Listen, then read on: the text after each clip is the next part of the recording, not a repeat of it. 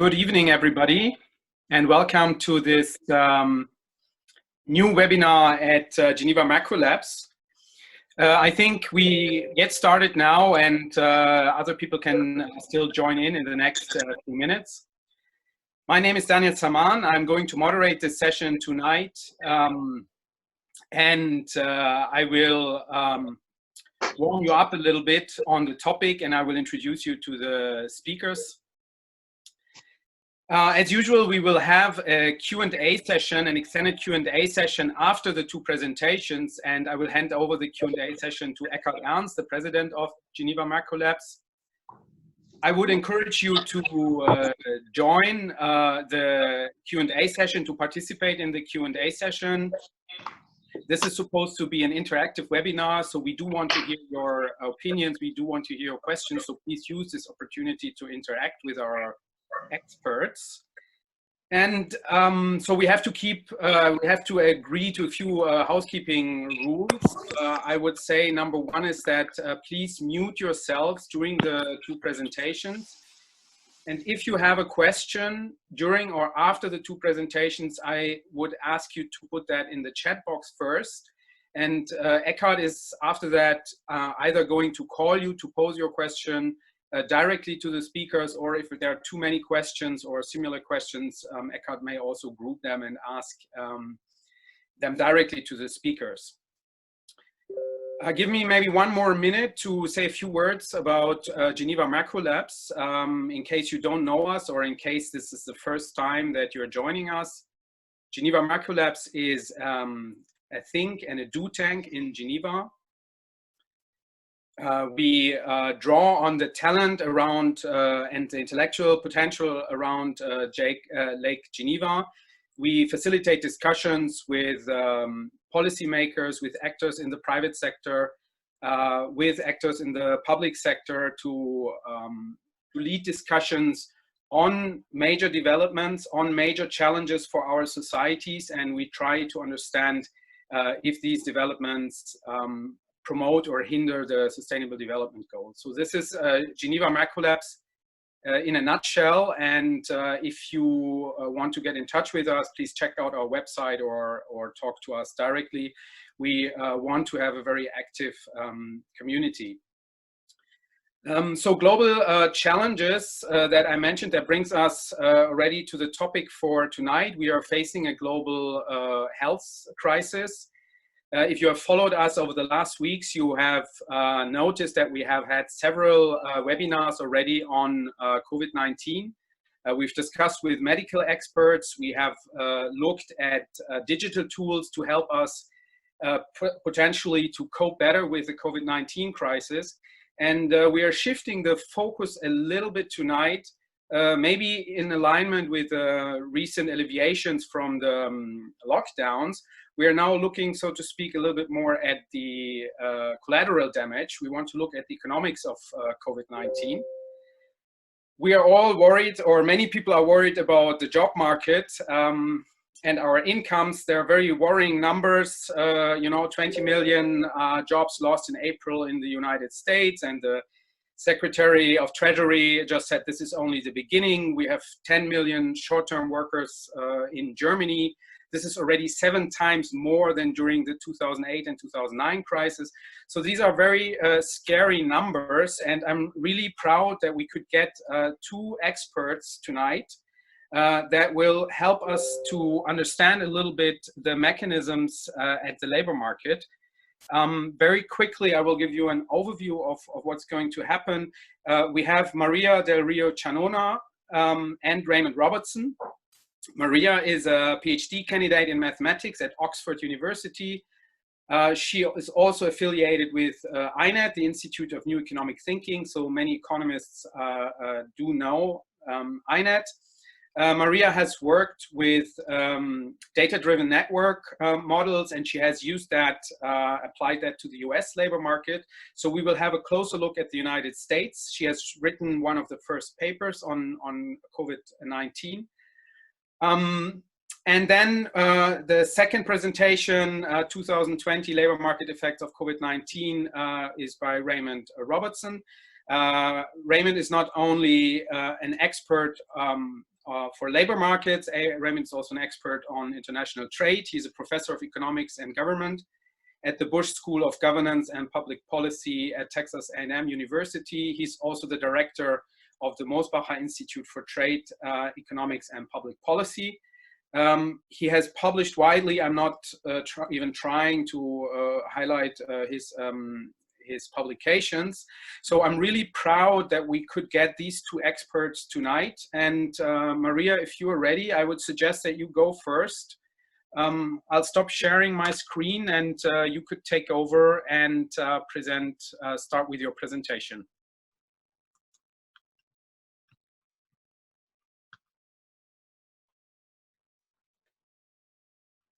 Perfect.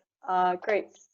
Thank you very much for the very kind introduction. Okay, so, oh.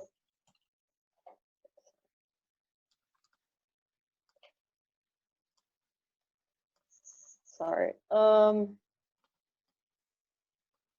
Okay, so I want to start this presentation by asking who's the most vulnerable to the COVID-19 pandemic? If you've seen the news, sorry, and I should have said this is work in progress with INET people, and we're going to talk about the economic impact of the demand and supply. So who's the most vulnerable to the COVID-19 pandemic? If you've seen the news, you've come aware that it's mostly elderly people and people with pre-existing conditions, such as asthma or diabetes. However, we think this is only part of the story. From an economic perspective, this also what people do in the nature of the work. So doctors are more exposed to the virus in this sense. And then if there's also the point that there's workers that are not able to work because their work counts on physical proximity. Particularly if we see people in retail sector, they're not able to get their daily income, or people that depend on other people passing by in the street. Okay, so what we're trying to do in this work is an economic diagnostic and identify the vulnerable population and see how we can help. So how do we do this? The basis of all economic studies, we divide into supply side and demand side. On the supply side, there's some industries that are considered non-essential. They're closed, and therefore they cannot work. And if you cannot work remotely, so you cannot go to work. And if you cannot work remotely, you cannot work at all. And then there's also the demand side. Some occupations are considered essential, for example, transport. But a lot of people are not traveling anymore unless you have an essential job. Let's say a doctor that needs to get to the hospital. You're not using transport. So these industries are also being hit. What we're going to do in this analysis is we split between demand side and supply side, and then add up the shocks. Let's focus first on the supply side.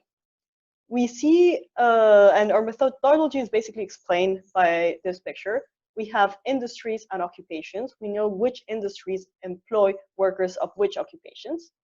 On the industry sides, we ask what industries are essential. So things like healthcare and supermarkets. On the occupation side, we know what occupations do which work activities. And then we construct a remote labor index, and we can see if someone can work from home. And to see who can work and who cannot, you have to join these two indexes. Basically, if you're a worker in a non-essential job and you cannot work remotely, then you cannot work at all. So these two conditions have to be met. And in the total, we estimate that it's 21% of the workers in the US that cannot work. At the disaggregate level, we look at workers of which occupations can work. So in this plot, dots are occupations. They are colored by wage. And on the horizontal axis, you have the remote labor index. If 1 meaning you can work from home, 0 you can't.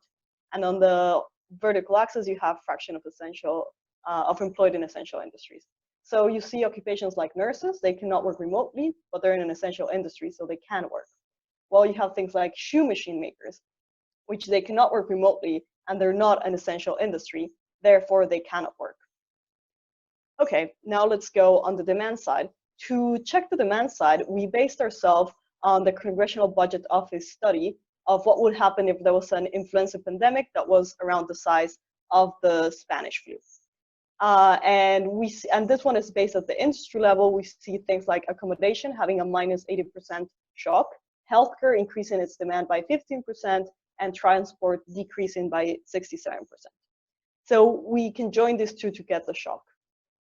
Here we see occupations again, and we see the demand and the supply shock.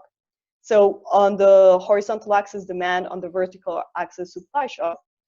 Cooks, waiters, they are hit by both shocks. They're not essential, they cannot work remotely, and even if they could, people don't want to go to restaurants. But on the other hand, airline pilots, they are considered essential. So transport is in general considered essential, but there's a huge demand shock. So they also suffer from these consequences. At the industry perspective, we can do the same analysis, mapping between the first plot I showed, and we see similar things. Basically, all the entertainment and restaurant industries are hit by both supply and demand. Transport is hit mostly by demand, actually only by demand.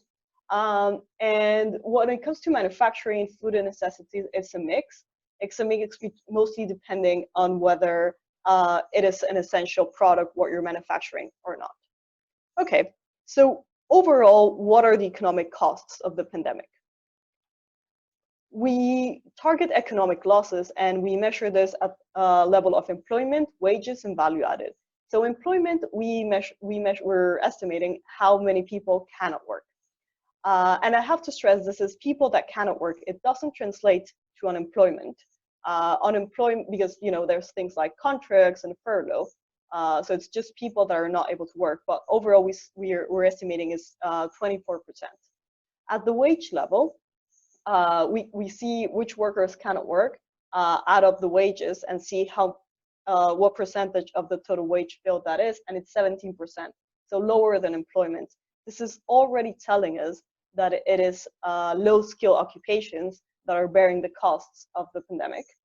And value added, so we have different industries and they have different shocks. So when we sum them up, we can get a GDP shock.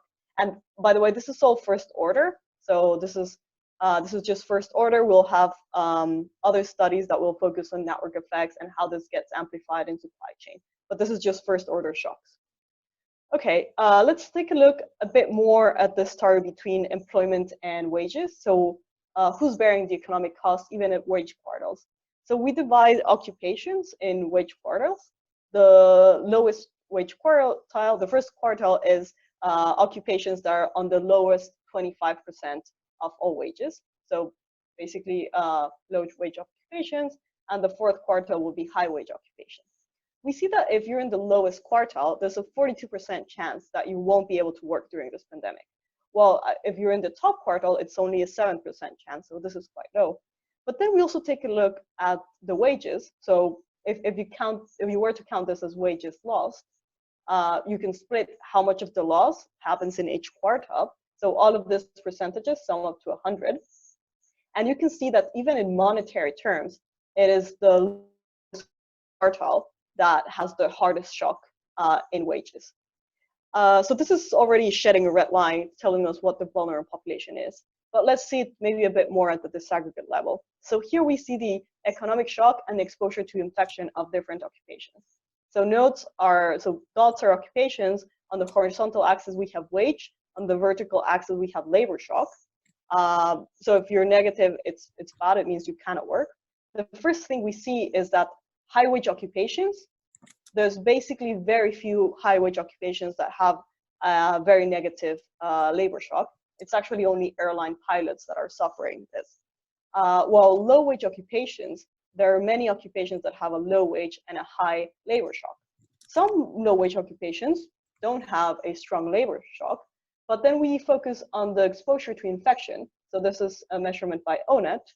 And we see that low wage occupations that don't suffer a shock are highly exposed to the virus. So we see nursing assistants, personal care aides, janitors, and maids. What this plot is telling us is that low wage occupations are either exposed to not being able to work or to the virus.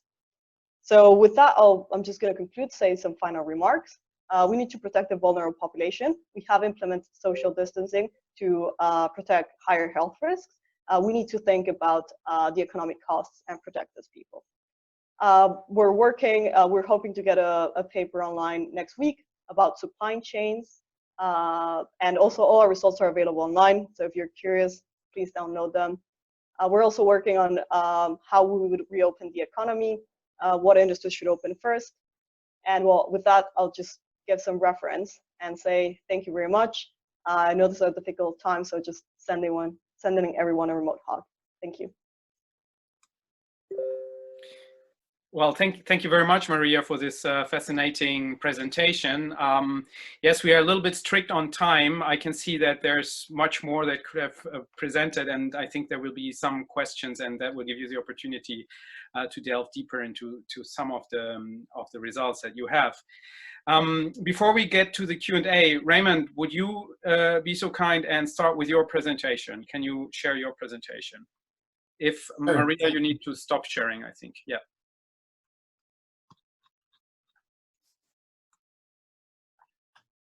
Can you see that? Okay. Well, thank you very much, Renata and Ekkehard, and Daniel especially, for the invitation, and really an honor for me to be here. You guys are doing really great work, and it's great to be among such great colleagues. Greetings also from the United States. We're having a very similar experience, and I just want to share with you some of our results that are coming out. As you all know, this is the contraction of a century. Unemployment claims are reaching record levels. If you look at this figure, you can just see from a historical perspective just the magnitude of the US weekly unemployment claims. This actually understates the true labor market impact for a couple of reasons, because this only is representing the people who are actually covered by unemployment insurance. So the claims obviously reach these record levels. If you look at the more recent data, the rate of claims are slowing down. So we do see that this was a very specific shock to the labor market, but they're still far above the previous maximum levels. So we do see that there is some bright news on the horizon, but overall, the overall picture obviously is nothing short of catastrophic. If you look at the differences across US states, it's very similar to what you've been experiencing in different parts of Europe. We comparing the north and the south of Europe, we have a very similar thing in the United States, where the rates of unemployment vary widely across the different states. If you look at the top of the picture, these are the rates where the unemployment is lower. South Dakota is highlighted in particular because they were very adamant about not shutting down, so they've had much lower rates of unemployment, whereas down at the bottom where you have Michigan and Vermont that were more active in terms of their basically rules to stay at home, you saw a much larger effect on unemployment. Texas is, close to the top, Minnesota is closer to the bottom, but the economic impact does vary widely across these states. Now, the other thing that I think is really important, and I don't have a cool figure for this, but the other thing that I think is very important is to understand that the transmission across economic sectors leads to cascading unemployment. So if you start with, for example, an input-output table, you can see that the number of interrelationships between sectors is extremely high. So that when we start by talking about the contraction, as I will in a moment, on the, for example, restaurant industry, that actually then leads to a transmission into other sectors, because then they're not shopping for clothes and they're not shopping for maybe apartments or whatever, those people who are temporarily out of work. So that's what we're in now. There was an initial phase of an economic contraction where we told people to stay at home. The restaurant folks couldn't go to work. And in the United States, that was about 13% of the people were subject to stay-at-home orders, whereas in Europe, I think it was closer to 10. But now we're entering the second phase, which is the cascading effects or the falling dominoes. And that is what makes it much more serious. And I'll point out why that is, because if we look at the unemployment rates that just came out for the last month also demonstrated record high levels. I'm sure everyone saw the news that the April 2020 US unemployment rate was 14.7%.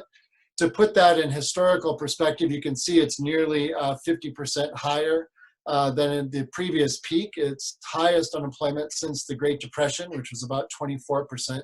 The previous post-depression high obviously was in 1982 of 10.8%. So this is nearly 50% higher, and it's still increasing. There's a couple of interesting things about this figure, though, that I'd like to point out. I mean, one of those is that the females are being hit especially hard. You can see that female unemployment, unlike the previous recessions, is higher than men. And that's actually very relevant. For women, the US unemployment rate in April actually increased by more than its previous highest level since the Great Depression. The change was bigger than the previous maximum. And so women are being hit especially hard. As Daniel pointed out, the total employment fell by 20.5 million in April. And this is hitting particular sectors, as Maria just beautifully pointed out with those beautiful graphs and figures. The leisure sectors, particularly restaurants, are getting hit especially hard. So what is the best response? Well, you know, the variation across US states reveals that the trade-off between the stay-at-home and the economic impact is pretty evident, and that was from that figure I showed you before. The US response has just been to borrow money and throw money at the problem. So we have this CARES Act, which passed Congress with bipartisan support in March, and you can see the allocation of money. There's direct payments to workers, which were about, workers, I think, got about 28%. Corporations got 25%. Health was 7%, 7.7%. State and local governments got another 17%. So they're spreading it around. The Democrats in the US House are trying to put together an additional $3 trillion package that Republicans have rejected out of hand. So we're not exactly sure what's going on. But I think what's important to point out is that the normal economic response in terms of policy, which is fiscal and monetary policy, are probably not going to be as effective in this case, mainly because the phase one of the crisis was not something of people were being thrown out of work because they didn't have money and there was a lack of demand. There was initially plenty of demand. It's people are afraid to go to stores. People are afraid or told not to go to restaurants. And so the real solution is clearly to deal with the underlying problem, which is to deal with the virus. Now, one of the things I've been doing in my research, as Daniel pointed out, is the transmission to the poorest countries. US retail sales fell 8.7% in March. Friday, we'll get the April statistics. But you can see that in the last financial crisis, imports dropped a lot. You can see our imports are dropping. We expect a very sharp decrease in US imports for the second quarter of this year. And this is spilling over to developing countries. So on April 15th, Nazma Akhtar, the founder, the executive director of the Ajwash Foundation in Bangladesh, reported that 90% of the Bangladesh apparel factories have been closed since March 26th. Now, this is really important because our imports and the fact that we're not buying apparel from these developing countries means that the poorest countries are being hit the hardest. So more than 1 million garment workers in Bangladesh have been fired or temporarily suspended due to order cancellations and the failure of buyers to pay for these cancellations. Now, we've seen some companies like H&M, which you all are familiar with, even some of the US ones, Target and others, have decided and agreed to pay for those canceled orders because they want to be good citizens. But nevertheless, the economic impacts on the poorest are very high. So I've been working on some recent research which focuses on the labor market impacts of these apparel exports. And this just shows you, for example, the effect on informality. Our research demonstrates the pro-development effects of these apparel exports and can be used to extrapolate some of the negative impacts of the reduction in those imports. We look at wages, employment, informality, and we actually show in this research that because of the apparel exports, it shuts down or it closes the male-female wage gap. So again, the burdens are falling especially hard on women, both in the United States and in developing countries. So what are the conclusions? We're looking for appropriate ways to support workers, both in the developed countries and the developing countries.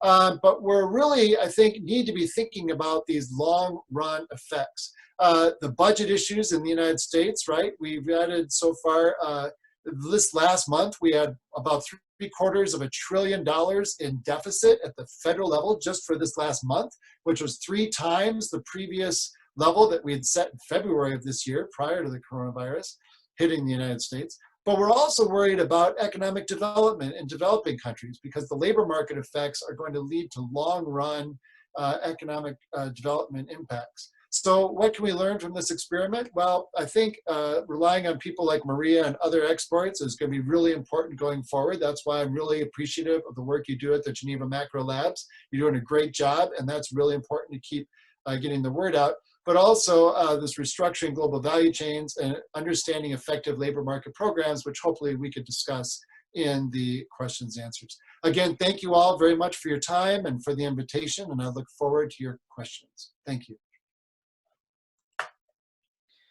Yeah, thank you very much, Raymond, for this presentation. It was really great. I have a lot of questions, but I think I'll leave the floor to others. Ekkehard, do you want to take over from here and start running the Q&A? Yes, absolutely. Thank you very much, Daniel, and thank you to Maria and Raymond for this excellent presentation. That was wonderful to have you and listen to what you had to say. We already have quite a number of questions lined up in our Q&A, and I invite you to continue putting them forward.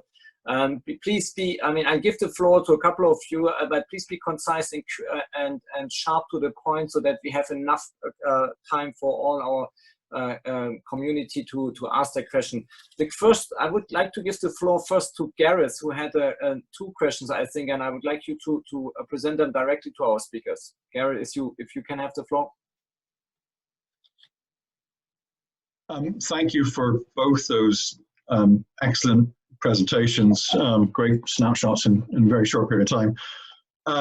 I think my first question to Raymond was, does he expect to see a rebalancing across the states in terms of the economic impact as we see the spread of the virus shifting from the east and west coastal states into the middle states? The second part of my question is, what sort of timeline would we expect to see this cascading cross-sectoral impact start to hit? I think we're all obviously very aware of the first order consequences, which we're experiencing right now.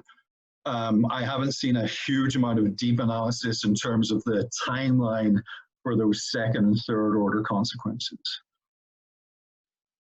Thank you. Raymond, do you want to go first, and then Maria, maybe to add some? Sure, and in the interest of time, you can share my contact information to follow up. I'll be brief and specific if that's okay with my answers. I think that'd be helpful. First of all, I think that the rebalancing, I agree with you, the rebalancing across states is something we should expect. I think South Dakota is not going to be able to escape the COVID crisis, and I think once it starts hitting family members, they're going to be much more enthusiastic about shutting down.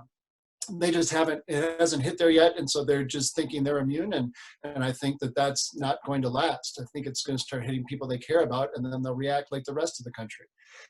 In terms of the timeline for the cascading effects, I have to be honest, in what we've been tracking so far, I think we're already in phase 2. I think we've already seen a contraction of business investment. I think we've seen a contraction of commercial real estate. I think we've seen a contraction of business services in some areas.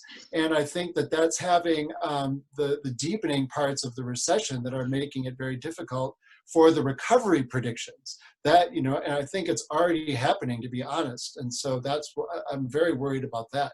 It really eliminates the opportunity for a quick recovery is the main point. Thank you. Maria? Thank you, Raymond, for an excellent presentation. So about the question about cross-sectoral impacts, I agree with Raymond. We're already seeing part of them. And the part that worries me a bit more is supply chain manufacturing. The thing is, basically, what tends to happen a lot on supply chain is you're constrained by your minimum input. So if you believe in a Leontief production function, it means that as long as one sector is lagging, you have a lot of the economy lagging. We also have a problem with inventories, which means if you open just one single industry and think that will work, that might even start cannibalizing production from other sectors. So it's not straightforward how you open up the economy. You have to play around it in a complex way, because you don't want to start cannibalizing those few inventories that we have, but you also want to free enough sectors so you can get more production ongoing. So I guess my answer is there's a complex answer in there, and we have to use networks to do that. And hopefully in the next week, I can give a better answer, because we're already working on part of this.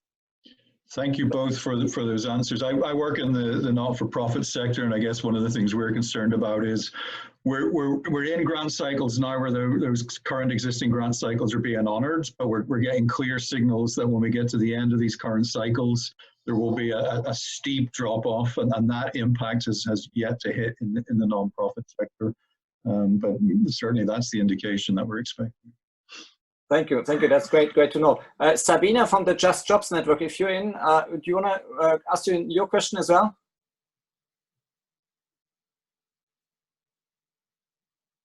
Does she hear us? No. Yeah. Hi, Ekkehard. Yes. Good evening, everyone. So I actually just had two quick questions. First, for Maria, you kind of mentioned at the very end that you have a paper coming out on the impact of COVID-19 on global supply chains, and I was wondering if you could give us kind of the top line of your assessment of how global value chains are going to change, both in terms of structure and governance of them. In the I guess this is more medium to long run. And then Raymond, I was wondering if you could just elaborate. I was very interested, particularly in the parallel you drew between the impact of the 2008 crisis on women and actually increasing their employment or entry into the labor market in the US at the time, but how that trend is completely different now, and the current crisis is affecting women adversely, both in developed and developing countries. Could you elaborate just a little bit more on that, why you're seeing those trends, and how do you see that playing out in the sort of medium term? That would be great. Thank you so much. Thank you, Sabina. Great question. Maria? Hi, thank you. Thank you for the great question. So regarding how will the supply chain be affected? So as I said, I think there's going to be some bottlenecks, particularly in manufacturing, due to running out of inventories. Now, how are we going to change that? And I'd like to turn this question into something more optimistic, which is we have the option here to rewire a bit the network. And there's always this question of should we go back to what we were before? Should we just push as much as forward, free up the supply chain, get things to work as before? Or do we have an option to rewire it? Maybe we can look at, for example, green energy and things that can help us a bit down the line. So short answer, we're not optimistic there's going to be some bottlenecks. Long answer, we can be optimistic if we take the opportunity to rewire towards the path we want to be in. Raymond, do you want to add anything? Yeah, just to address that second question that was directed to me about women. I mean, I find the differences in the female unemployment rates in this crisis to be very disconcerting and a very significant cause for concern.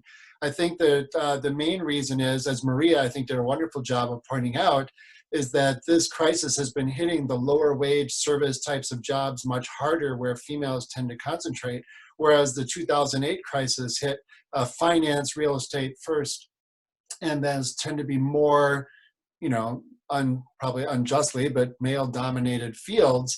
And it hit the manufacturing and trade sections much harder in 2008. So I think that this type of shock has been hitting women in the developed countries. In the developing countries, we see especially hard impacts on women because of their participation in global value chains. So in the developing countries, women are especially concentrated in, say, apparel, which is a major export for Bangladesh and many other countries. And the contraction of the demand is having very significant effects on them. And we expect that gap between men and women's wages in developing countries to go up, which is going to have long-run development effects, I think, because women's participation in the labor force is so important for economic development. Thank you. Thank you. Renate, do you have some questions as well? Yeah, and exactly, Raymond. I just wanted to ask regarding this aspect. So, what alternatives do women in developing countries have who work in the apparel industry when orders fall now? And Maria, if I just may direct also a question to you. So, what role will occupational mobility and labor reallocation play during this pandemic? Thank you. Great, I'll take that first if that's okay, Maria. Yeah, so thank you very much for these great questions. So the problem, one of the things we've found in our research is that the concerns about women's role in these supply chains are very real, right? Conditions are bad, wages are low, they're very risky, but their alternatives are usually worse. So what we see is that if women leave from the formal sector and the export industries, they're going to go into domestic service, they go into agriculture, they go into other professions which tend to have much higher accident and death rates, and so it actually, and lower wages generally. So it actually means you're going to push women out of, although these are not great jobs, but you're pushing them out of these jobs in the export sector into things that are usually much worse. And so that's another reason why we're very concerned about these effects in developing countries. Thank you, Maria. Great. Great answer, Raymond. I actually think this is a bit related to occupational mobility. So one of the things people are saying is, sure, this economic shock, it lowers demand for some sectors, it increases demand for others. We're just going to have occupational mobility. But as Raymond is highlighting, well, occupational mobility can be for worse or better jobs, right? And some of those jobs can be more dangerous. At the moment, we have high demand for some jobs, but those tend to be, for example, that you're highly exposed to the virus, or things that are delivery, they're very manual, they don't require high skills. So even though occupational mobility can be evolved to let out that pressure, it can also be a trick, because we want occupational mobility to go upwards. We want people to retrain, we want people to gain more skills. Well, at the moment, this is such a hard job that we're actually having occupational mobility downwards. So the only things you can do, we rely on our physical capabilities, and we're also exposing ourselves to a virus. So that part is, it's an opportunity to retrain, but I'm worried that this shock has been so short that it's going to go the other way. Thank you. Just as an anecdote, maybe also from France, the French government is currently thinking about organizing occupational mobility exactly for that reason, and apparently the French employers resisting very much any attempt to force them to hire people that have been laid off in hard hit sectors. So that's just an anecdote from France. I want to give the floor to Michele Fiorini. If you're still in the call, please ask your question. Yes, hello, thank you. I want to, first of all, congratulate both speakers for excellent presentation. I love numbers and graphs, so thank you very much. And the very straightforward question, do you have already seen any concrete example of lesson learned from this pandemic?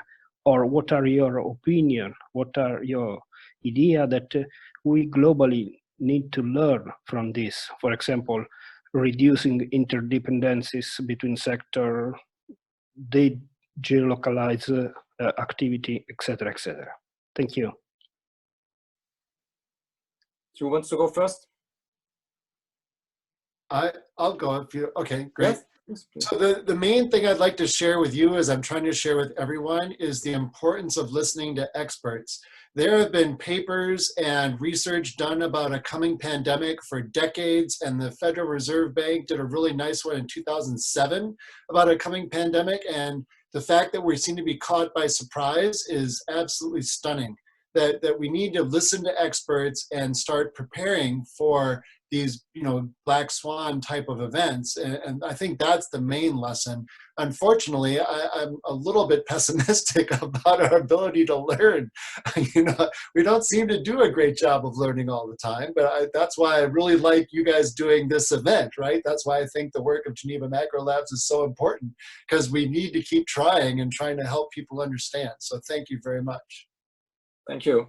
Thank you for that nice word. Maria?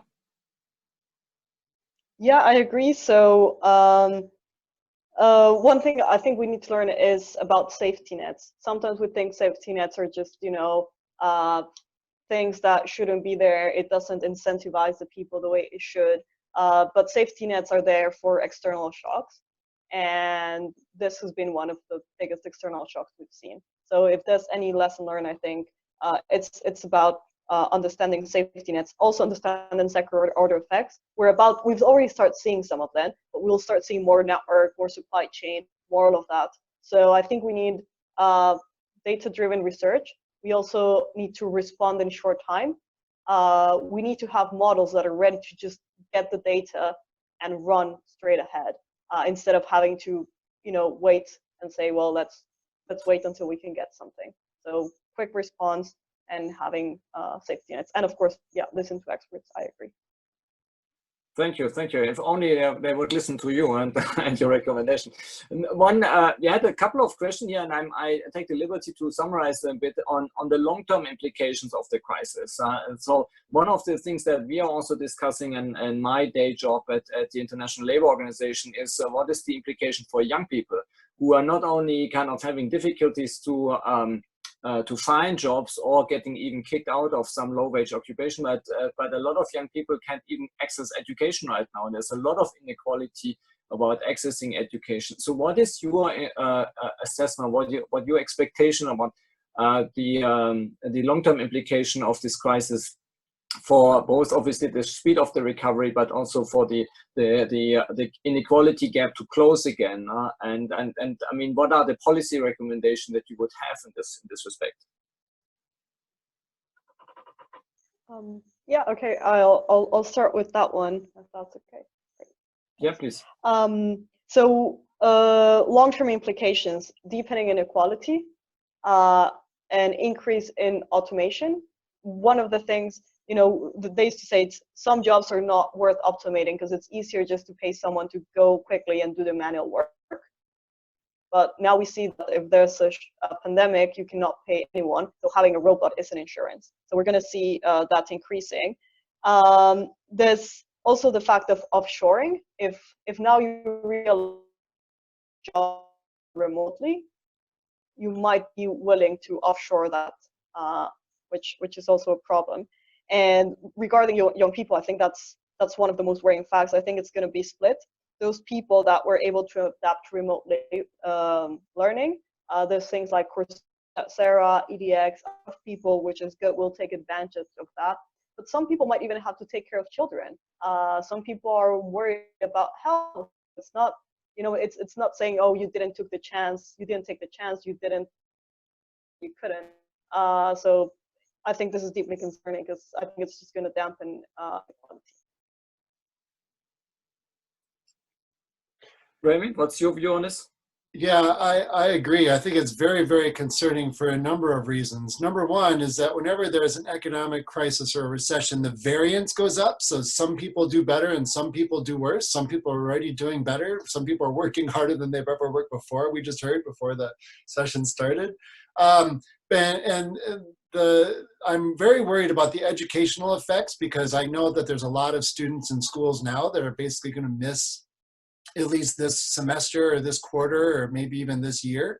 And so it's going to be interesting to see if there's long run effects. People entering the labor force during bad economic times like this do worse the rest of their lives. And we've seen that in study after study. So there could be some permanent effects on youth entering the labor force in this year.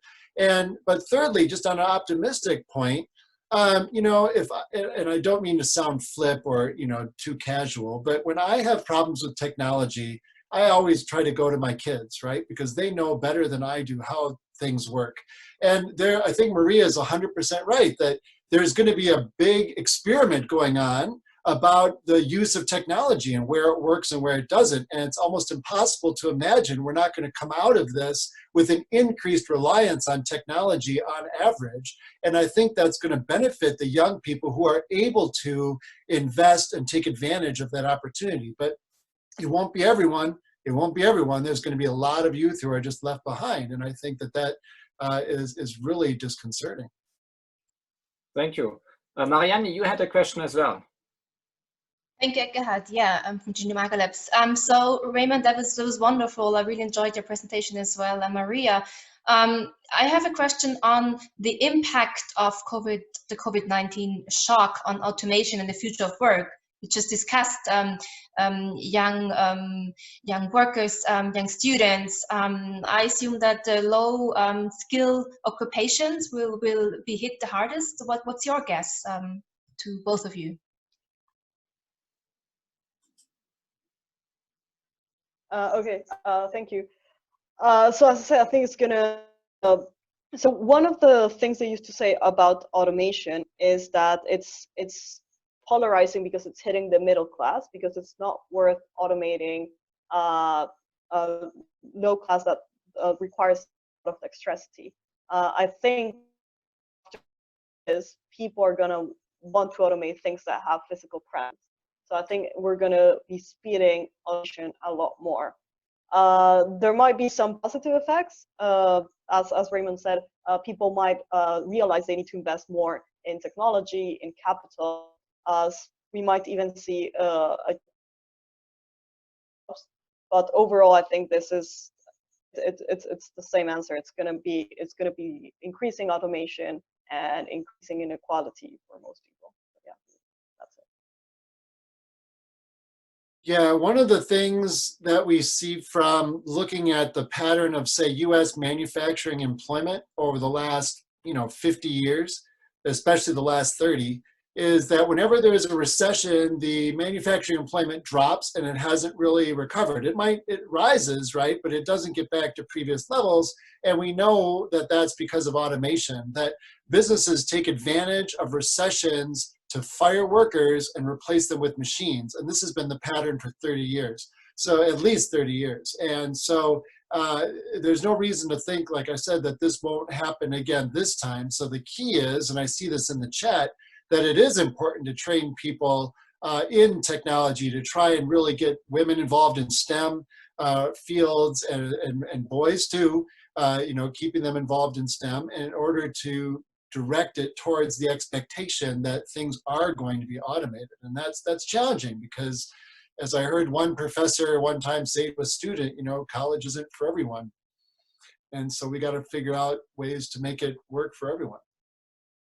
Thank you. I think one of the questions that we also had here in the chat box was a bit more the top level international comparison of different policy models, if you want, and the question to what extent the US with its flexible labor market and its relatively small state is actually facing particular challenges to address this issue in comparison to the more, let's say,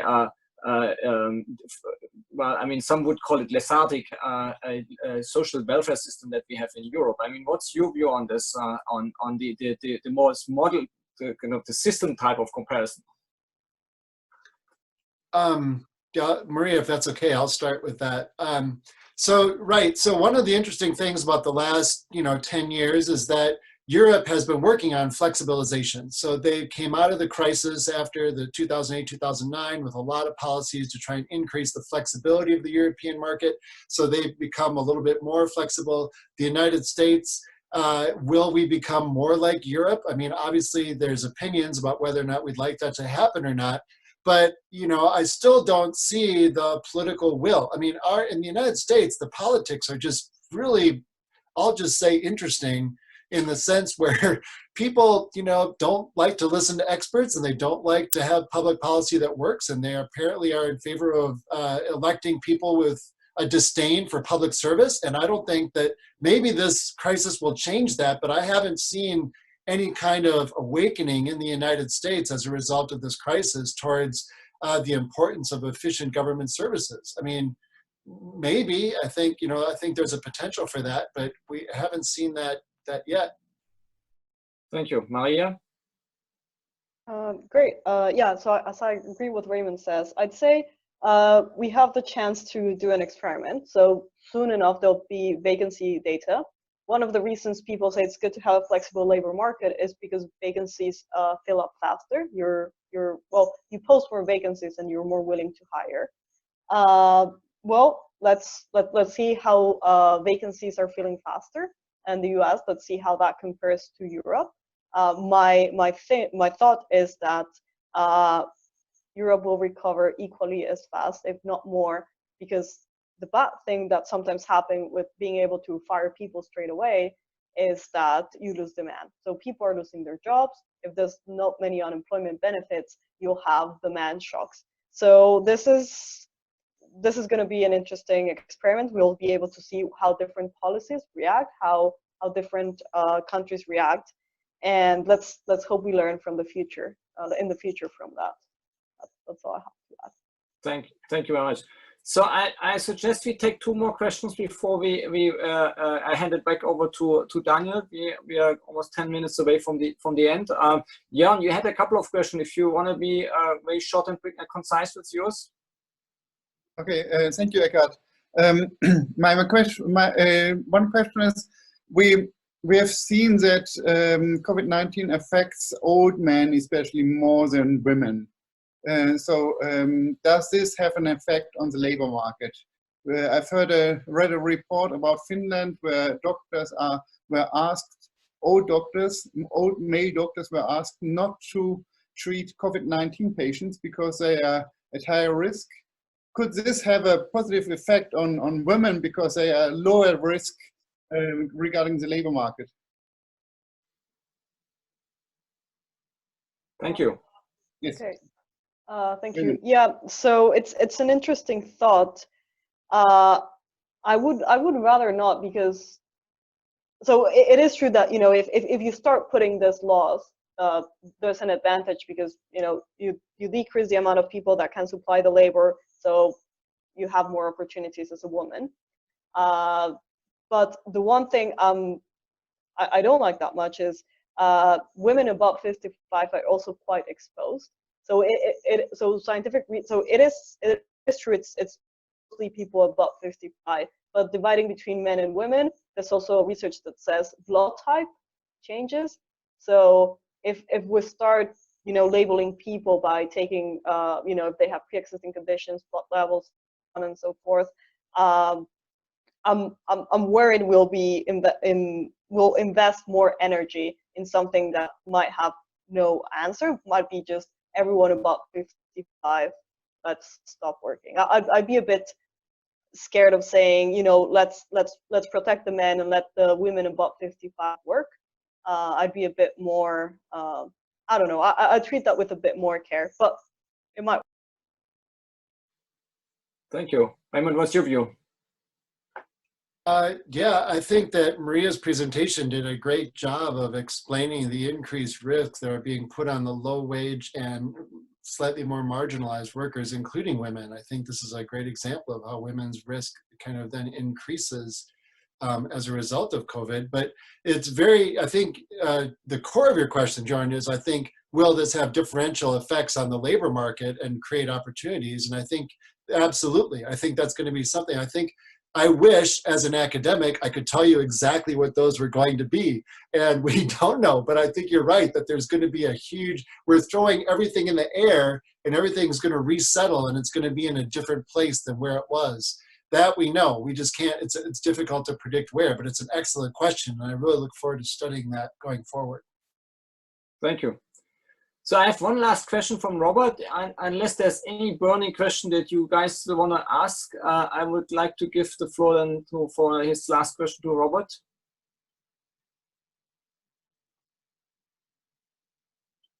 Robert, are you still there? I'm here. Can you hear me? Yes. Yeah. Not a problem. No, I have one question. Hello. I have one question to Maria. And it's about the recovery phase, actually. So I was wondering whether you have some models already on how those current situations of demand and supply might recover back to normal levels. And if you could identify certain areas where you would guess it's quite not likely that they might recover at all. Thank you. Right. Thank you, Robert. Excellent question. So in the short term, I think we're going to be constrained. Those are the bottlenecks that might constrain us in the short term, couple of months. Long lasting, it's going to be demand, consumption preferences. so people are not going to want to go to restaurants probably until we have a vaccine. And then there's the question of how we will have behavioral changes. So I think the entertainment industry is the one that's going to suffer the most. We're also having a lot of increase in online buying, which it's sort of self-reinforcement. It's great great companies such as Amazon are profiting a lot from this. So when it comes to long-lasting effects, I think on the supply chain, we will have some automation, some flexibility that will allow us to deal with this crisis better in the future or a similar one. On the demand side, we're going to see a complete change, and that's going to be more on a psychological human perspective. I'm not an expert, but I'm really interested in knowing what will academics in the behavioral part say, how we will change. That's something, I think that's a big question, and I'd love to have a better answer, but just saying it's really interesting. Thank you. Raymond, do you want to add anything to that? No, I'm good. That was great. I couldn't have possibly extend that. That was very great. good. Very good. Well, thank you very much. Thank you very much to all our to both speakers and to the community. We're great active tonight as usual. And I hand it over back to Daniel then. Thank you. Well, okay, thank you very much, Ekkehard. Thank you very much for all our participants for the questions. I would just say at the end, I'm also very much worried about these long-term effects. I mean, I think just to remind some people that here in Europe, there are still countries that haven't fully recovered from the 2008 and 2009 crisis. This is 10 years ago, and Italy is one of the countries that had just reached the same GDP levels as before the crisis. So I'm also very much worried that this crisis is going to stay with us for long, for the long period. Okay.